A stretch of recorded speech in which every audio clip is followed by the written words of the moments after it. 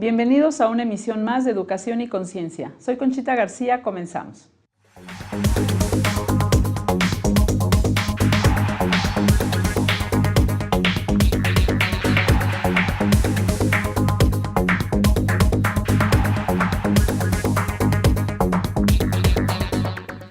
Con el gusto de estar con ustedes y transmitiendo desde el Colegio Fray Luis de León, estamos aquí en su programa de Educación y Conciencia. Y bueno, pues hoy tengo una invitada muy especial. Ella es la licenciada Claudia Robles. Ella tiene una maestría en neuropsicología, además de ser psicóloga.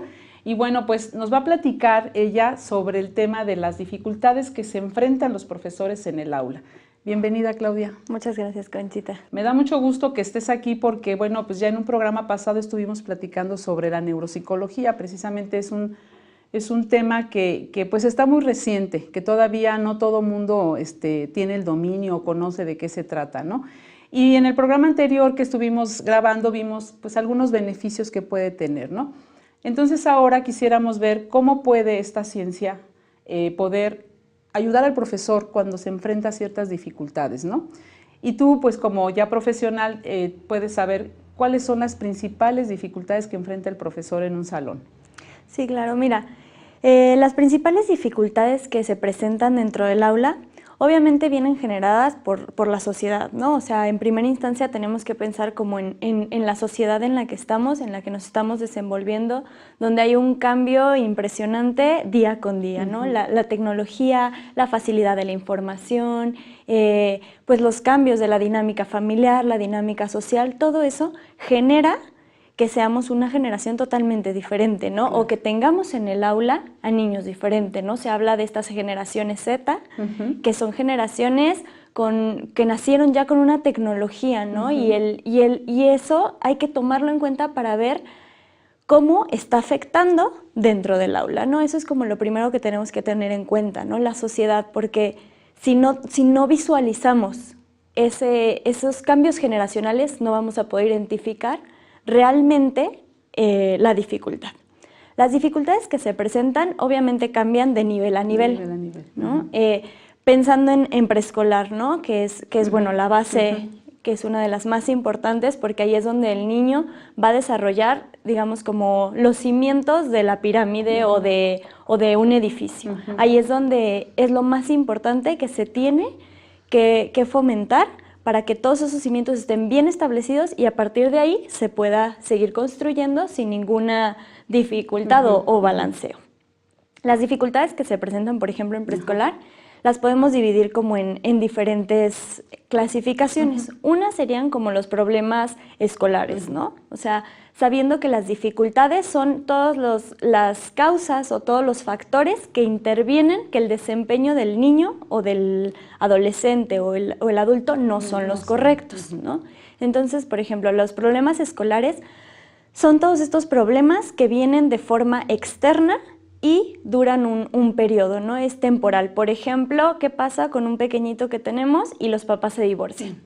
Ahí hay una dificultad, pero no es un niño que todo el tiempo tiene problemas de atención o todo el tiempo tiene problemas de concentración, más bien es en ese momento, por la situación que está viviendo en casa, vienen dificultades dentro del aula, ¿no? Son como esos problemas externos que llegan a afectar al niño y obviamente hay una repercusión dentro del aula, ¿no? Porque no podemos separarnos y decir, el problema lo dejo fuera yo entro y no pasa nada, ¿no? Sí. Ese es uno de las causas o dificultades que a menudo se presentan dentro del aula. Y que fíjate, permíteme interrumpirte, que muchas veces, como hay dificultad en el aula, entonces el papá viene a decirnos que pues hay problemas en el aula, ¿no? Y que cómo lo vamos a resolver cuando sabemos que el problema viene de allá para acá y entonces es muy complicado darle solución o respuesta a eso, ¿no? Sí, seguro dentro del aula también les pasa a los maestros y a nosotros en consultorio, ¿no? De repente llegan y te dicen, es que el niño no pone atención, no se concentra, bla, bla, bla. Te platican como toda una historia del niño y del problema y te dicen como al final, y nos estamos divorciando. O sea, como si eso no tuviera nada que ver con lo que le está pasando al niño, ¿no? Claro. Cuando a veces tiene todo que ver. Así ¿no? es. Esa es como una de las principales dificultades que hay, todos estos problemas externos que son a lo mejor temporales, que generan dificultades a nivel de atención, concentración o de relaciones, ¿no? O sea, ¿por qué el niño de repente empieza a pegarle a los compañeros? A lo mejor está viendo violencia intrafamiliar en casa y eso se refleja en el aula. Y la causa no es que le pegue al compañero, es que en casa hay un problema, ¿no? Otra son, por ejemplo, dificultades específicas. Las dificultades específicas tienen que ver ya más con lo que son las funciones cognitivas. O sea, por ejemplo, ¿qué pasa con un niño con problemas atencionales, ¿no? O sea, tenemos 3 tipos de atención. La atención selectiva, por ejemplo, cuando ponemos una imagen donde hay muchas letras y le pedimos que únicamente busque la letra A, ¿no? Entonces, únicamente mandé como la información de un estímulo. Mi atención va directamente a la A, ¿no? Otra atención es la atención dividida. Cuando yo puedo estar a lo mejor haciendo diferentes cosas y entonces mi atención se divide. O la atención sostenida, que es que se tenga que mantener la atención en un periodo y en un lapso de tiempo, ¿no?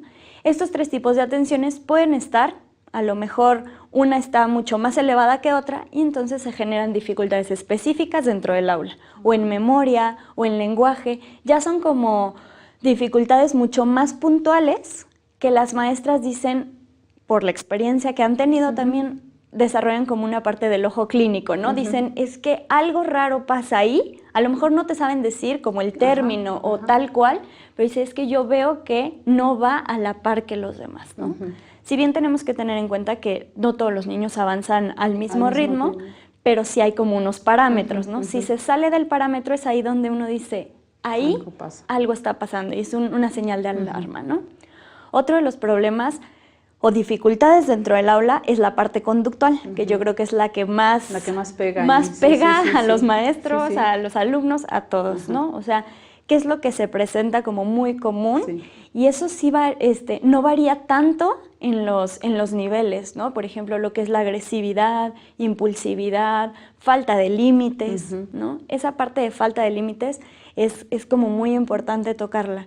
¿Cuál es la diferencia entre un límite y una norma? ¿No? Creo que por ahí va un poco el que no sabemos establecer los límites claros. ¿Por qué? Porque los estamos confundiendo con las normas. La norma es, a lo mejor yo te digo, no puedes correr. Pero entonces, o sea, si tú sabes que en este espacio no se puede correr y el niño empieza a correr y tú nada más le dices, no puedes correr, ahí está la norma está establecida. Pero el límite se lo vas a imponer de una forma mucho más como vivencial, ¿no? O sea, si ves que el niño empieza a correr, en ese momento te paras y lo detienes. Ahí es cuando el límite se marca, es como ponerle un alto y un hasta aquí, porque la norma existe, pero el límite te lo marco de acuerdo a hasta dónde te dejo llegar. Es un poco la definición del límite, hasta dónde puedes llegar, ¿no?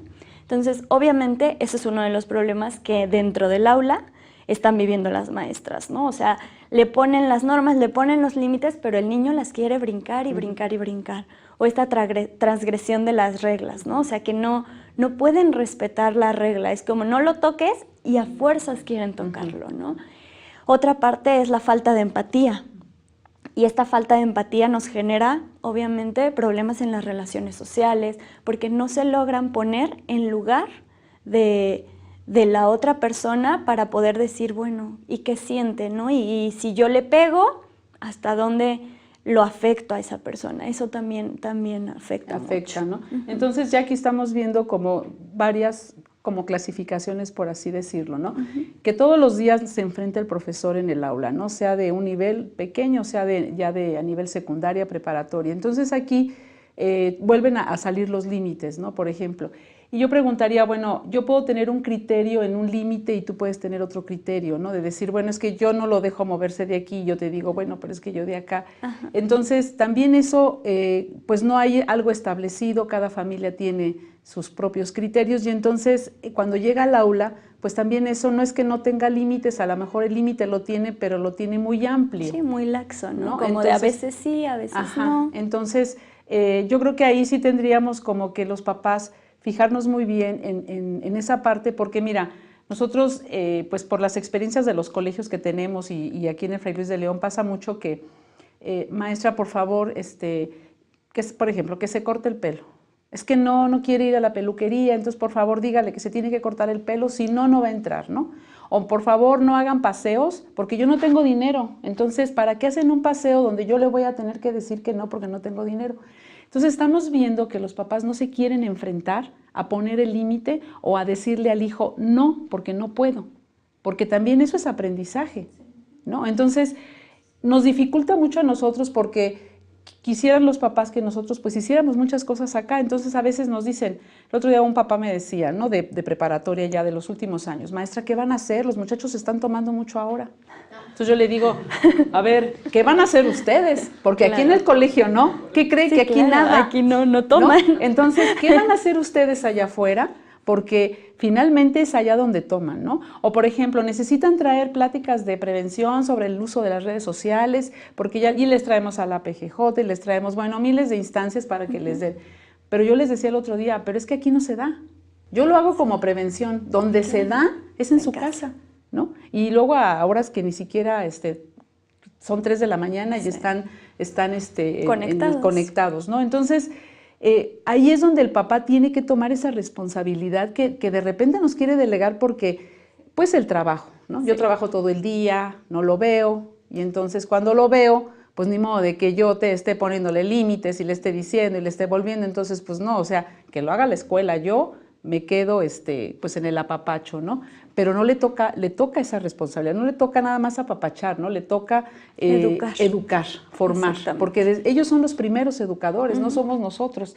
Y esa parte nos cuesta mucho trabajo, ¿no? O sea, decirle, yo les decía el otro día, devuélvansela a los papás, no es que no queramos actuar, claro que sí lo hacemos, ayudamos, pero es que no pasa aquí, ¿no? Y nos traen muchos problemas que pasaron en casa y que ahora quieren que nosotros resolvamos, ¿no? Entonces yo creo que ahí esa parte tendrían que, pues, entrarle ahora sí que al toro por los cuernos, como se dice, ¿no? Porque si no, pues los niños no los vamos a tener toda la vida nosotros. Exacto. Los papás sí, ¿no? Y entonces ahí quien va a sufrir las consecuencias finalmente. Vamos a ir a un corte, yo quisiera que en el siguiente espacio que tenemos, bueno, pues que nos pudieras platicar algunas estrategias de intervención, ¿no? Cómo poder ayudar a los maestros a que puedan tener estas estrategias, estas ideas para poder, pues, atender todo esto que nos está llegando, porque esa es la realidad que estamos viviendo hoy los colegios, ¿no? Sí estamos teniendo niños que no quieren aprender, o que no quieren trabajar porque están tristes porque está sucediendo algo en el colegio. Niños que están con el cutting ahora que se cortan, niños que tienen trastornos de alimentación y que algo está pasando y que no pasa en el colegio, vamos, o sea, la raíz no es el colegio, sino es en casa. Claro. Y cómo poder decirle al papá, pues ayúdanos, ¿no? Porque si no, entonces, ¿cómo, no? Entonces, en un momento más que regresemos aquí a su programa Educación y Conciencia, recuerden que estamos viendo el tema de la neuropsicología, pero para que nos ayude en las dificultades del aula. Entonces regresamos aquí en un momento más, aquí a su programa.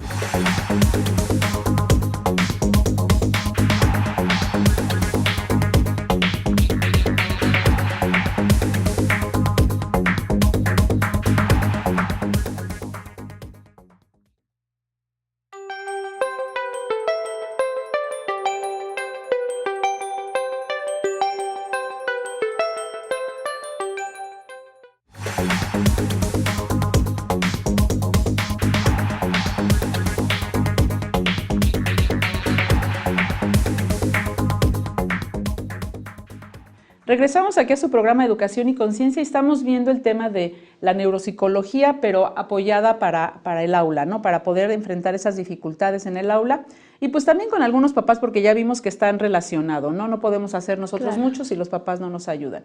Entonces, algunas estrategias de intervención en este sentido. Mira, para las estrategias de intervención las podemos dividir igual, ¿no? Como en tres, ¿no? La parte emocional, ¿no? La parte emocional, cómo, digamos, podemos intervenir tanto como maestros o como papás, es con una escucha activa. ¿Y qué significa la escucha activa? Es con todos tus sentidos. La parte de la comunicación no verbal es esencial. Sí. No es nada más lo que sale por mi boca y a lo mejor yo tengo cara así, pero te estoy diciendo que felicidades por tu 10. Obviamente, eso no me estás mandando de información. Claro. Tiene que ser muy congruente mi comunicación, tiene que ser activa. Si tú ves al niño que te dice, ¿cómo te fue? Bien. y lo ves todo decaído, hay que indagar un poco más, ¿no? No hay que hacer las típicas preguntas que estamos acostumbrados a hacer, ¿no? De, ay, hola, ¿cómo estás? Y todo el mundo te contesta bien. ¿Por qué? Por una cuestión ya social. Pero hay que poner un poco más énfasis en la parte de escucha activa, en la empatía, en tratar de decir, oye, yo entiendo que pasó esto, vamos a tratar de buscarle una solución, ¿no? También otro de los problemas de aula es la falta de tolerancia a la frustración, por lo mismo, porque no sabemos solucionar las cosas y por lo tanto necesitamos que alguien nos vaya guiando, no que nos solucione las cosas, que nos guíe, ¿no? Ese es un poco por la parte emocional de cómo ir acercándome hacia a lo mejor la parte Y esto, por ejemplo, en casa, yo me acuerdo cuando estaban mis hijos chiquitos que me decían, ponlos a jugar juegos de mesa y que aprendan que también se pierde. Claro. O sea, no los vayan a dejar ganar porque muchos papás dicen, déjalo ganar, Sí. ¿no? Sí. No, que pierda, ¿no? Porque a lo mejor yo tengo ventaja, pues porque él está chiquito y entonces va a perder. Entonces, pues qué mala, ¿no? No, pero es que también es una parte de lo que tú dices, ¿no? Les da un aprendizaje, ¿no? Por ejemplo, nosotros en consultorio, para manejar la tolerancia a la frustración y junto con los papás, es importante hacer como estas mancuernas, ¿no? Trabajar con colegio, con papás, con todos, para que todos vayamos por el mismo rumbo, ¿no? Trabajar la tolerancia a la frustración, ¿cómo se hace? Frustrando a los niños, ¿no? Claro. O sea, es poniéndoles retos, poniéndoles a jugar, o sea, a través de la vida misma se enseña la frustración. Pero ¿qué ha pasado? Que lo tenemos todo tan fácil, es como, por ejemplo, ahorita me surge una duda, ya no me quedo yo con la duda y digo, bueno, al rato lo busco, o sea, como esa paciencia ya no, es inmediatamente agarro el teléfono, lo busco y sé, ¿no? Entonces, eso nos ha generado, obviamente, estos otros problemas dentro del aula y en casa también, ¿no? Por otro lado viene la parte conductual, ¿no? La parte conductual, estas estrategias para trabajar lo que es agresividad, falta de límites, cada una se tiene que trabajar muy puntual, ¿no? Por ejemplo, los límites. Los límites se tienen que manejar con consecuencias reales y con consecuencias lógicas. Por lo tanto, si a lo mejor el niño no quiso hacer la tarea, no le voy a quitar el Xbox. ¿Por qué? Porque no tiene una relación uno con el otro. O sea, si el niño no quiso hacer la tarea en su tiempo de tarea, por eso también tiene que haber una estructura en casa. Claro. Si de 4 a 5 haces la tarea y no quisiste hacer la tarea y de 5 a 6 ves tele, juegas, te sales al patio, no sé, lo que sea, obviamente tu tiempo se reduce. Lo que yo te quito es tiempo, porque no quisiste hacer tu tarea en tu tiempo. Yo, la consecuencia que te doy es el tiempo, ¿no? Tu tiempo de juego se reduce. O a lo mejor, no quisiste poner tu cama, bueno, ahora pones tu cama y me ayudas en algo más como de cuestiones de la casa. No tienen que ser como muy lógicas las consecuencias, porque estamos poniendo consecuencias ilógicas, ¿no? Es de, no quisiste hacer esto, bueno, entonces te castigo todos tus juguetes. Sí, pues no. Y, o sea, no aprendí nada. Con que me castigues todos mis juguetes únicamente generas mucho mayor enojo en mí y ningún aprendizaje. O lo peor, ¿no? Que los mandan a la cama sin cenar. Sí. ¿No? Sí. Entonces, sí, es de vete a la cama sin cenar. Pues, o sea, ¿y qué va a aprender? Sí. No aprendió nada, simplemente que el hambre se siente aquí. Punto, ¿no? Ajá. Entonces, tiene que haber estas consecuencias lógicas. Los límites tienen que ser claros. No es nada de te doy chance y a la próxima o te cuento, ¿no? O sea, el punto de contar, ¿no? Así de te estoy diciendo que no lo hagas.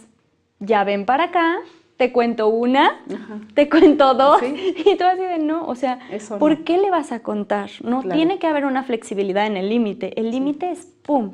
Sí, los jefes no nos cuentan, ¿verdad? No nos dicen nadie va una, va dos. Y a la tercera te despido. No, pues claro no, que no. Claro que no, o sea, exactamente. Las consecuencias son así. Sí. Y si uno no las aprende desde pequeño a su nivel, o sea, por ejemplo, si estoy jugando y pierdo, pues perdí, ¿no? Pero es un juego. Pero ¿qué va a pasar el día de mañana? Que voy manejando y choco. No es lo mismo. O sea, la consecuencia va a ser mucho más grave mientras vayamos tomando mayor responsabilidad. Así es. Entonces, esas estrategias pueden ser incluso para los maestros y para los papás también, ¿no? Que vayan haciendo esta sinergia entre papás y escuela para que el niño de verdad pueda ir creciendo, porque si nosotros hacemos todo lo que tiene que hacer la escuela, una escuela es estructurada, tiene horarios, tiene reglas, normas, límites y todo esto, ¿no? Pero si en casa es Bueno, totalmente al revés, o sea, aquí todo el mundo se duerme a la hora que quiere, claro. Comen a deshoras. Ajá, y no hay consecuencias. Entonces, estos niños ya en el colegio, pues no están integrados como debe de ser, y entonces pueden causar pues mucho conflicto al grupo, a la maestra, y pues hasta frustración también de no saber cómo ayudarlo y cómo poder Claro. atender, ¿no? Entonces aquí es importante que los papás y el colegio estén, pero como de la mano, ¿no? Exactamente. Y yo creo que en todas las etapas, porque nosotros vemos, por ejemplo, en las juntas de padres de familia preescolar está, bueno, hasta la abuelita viene, ¿no? A ver qué pasa con el niño de la junta. Sí, que es muy común. Que es muy común. Ahora los abuelos están tomando ese papel de papás. Y está siendo muy complicado. ¿Por qué? Porque la función del abuelo no es educar, es apapachar, es consentir, es disfrutar a los nietos.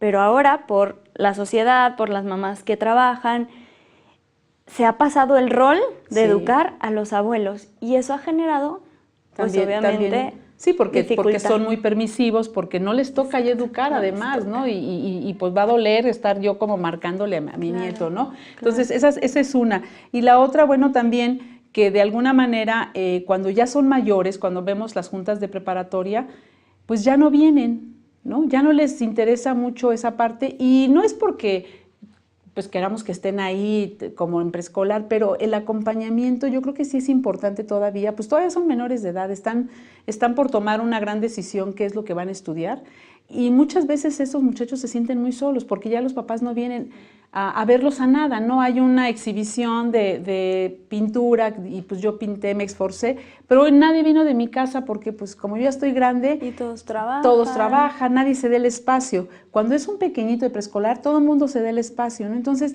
también esa parte de decir, bueno, a ver, me toca acompañar toda la vida, ¿no? A lo mejor hasta que estás casado no estás metido ahí, porque tampoco se trata de eso, pero que sepan que en cualquier momento que te necesiten vas a estar ahí, como acompañándolos, ¿no? No esa ausencia de padres que hay ahora, que y no digamos de preparatoria, ya de secundaria. Sí, desde la secundaria hay una ausencia, ¿no? Y no se están dando cuenta los papás de todo lo que hacen sus hijos, ¿no? Las redes sociales están siendo un boom para los adolescentes, porque obviamente están metidos en esta generación Z que está llena de tecnología, pero no hay nadie que te diga, oye, puede llegar hasta este límite. Ellos lo ven como retos, ¿no? Los retos que se ponen en el Facebook, en el Snapchat, todo ya está generando otro tipo de dinámica, y los papás no están enterados de hasta dónde puede llegar lo que están haciendo sus hijos, ¿no? Y cuando de repente se enteran de algo, asustadísimos, porque como su pequeño, que es el más bien portado del mundo, está haciendo esas cosas. O no te creen, ¿no? Simplemente no te creen que puede ser que estén ahí. Porque ahorita, fíjate, ayer estaba viendo en una mamá que ponía en el Facebook, ¿no? Que me imagino que le pusieron un perfil a la hija, y bueno, pues como que dijo groserías y no sé qué, y entonces, bueno, la señora estaba enojadísima, y bueno, ella dijo, ella es directora de un colegio, es dueña de un colegio, y dijo, pues esto va hasta las últimas consecuencias, porque si en primero de secundaria se atreven a hacer este tipo de cosas, ¿no? Quiere decir que entonces ya pueden recibir las consecuencias que esto va a tener legalmente, ¿no? Entonces ya hay una pues ciberpolicía que se encarga de investigar todo esto, y pueden saber de qué IP salió, y entonces es muy sencillo pues dar con la persona, mucho más sencillo que si hicieras otra cosa de mano, ¿no? Sino todo lo que hagas en redes sociales, dejas huella, se queda. Entonces yo veía esa parte y decía yo, bueno, de primero de secundaria, haciendo perfiles, o sea, ¿qué manejo tienen ya de las redes sociales? Sí, totalmente. Y los papás, pues yo creo que ajenos a todas estas situaciones por el abandono en que los tienen, ¿no? Claro. Y ahí yo creo que sí el papá tiene que tener como, pues esa pues consigna de decir, bueno, ya tengo un hijo, no le puedo dar a la mejor cantidad, porque muchas veces las mamás no trabajan y están todo el tiempo ahí, pero no les dan tampoco calidad, ¿no? Entonces, sí dar esa calidad de tiempo, ¿no? A lo mejor no es necesario que estés todo el día con él o la mamá, sino simplemente dedicarle, buscar espacios, ¿no? Hay por ejemplo, hay familias que ya es difícil comer juntos. Antes se comía juntos y ahí se platicaba todo lo que pasaba en la escuela, en el trabajo y todo. Pero ahora puedes cenar juntos, ¿no? Entonces decir, bueno, vamos a cenar juntos y a ver cómo te fue, qué fue lo mejor que te pasó en este día, qué fue lo peor. Y entonces vas sacando información. Pero es realmente el estar, ¿no? Porque muchas veces te dicen, es que sí, como con mis hijos, pero cada quien metido en el celular o en el tablet. O sea, no es estar, ¿no? O sea, el estar en un espacio físico donde están las demás personas no es estar, es realmente involucrarme con la otra persona. O sea, ahí tienes que tener también esa norma. Yo creo que tendríamos que ponernos todos los de los celulares, ¿no? Es algo que y a todos adultos, nos cuesta. Sí, hasta los adultos, ¿no? De decir, ¿sabes qué? Vamos a cenar fuera celulares o estamos en un restaurante. Nosotros el otro día sacamos una foto porque estaba una familia numerosa que dijimos, ay, qué padre, mira, pues era el papá, la mamá, 6 hijos, ¿no? Que ya no ves esas familias, ¿no? Pero todos en el celular, ¿no? Y entonces decíamos, a ver, y entonces guarden celulares, ¿no? Miren, vamos a guardarlos, vamos a estar al rato como ellos. O sea, ¿de qué sirve que qué padre 6 hijos con papá y mamá 8, si todos están cada quien inmersos en sus rollos y en su mundo?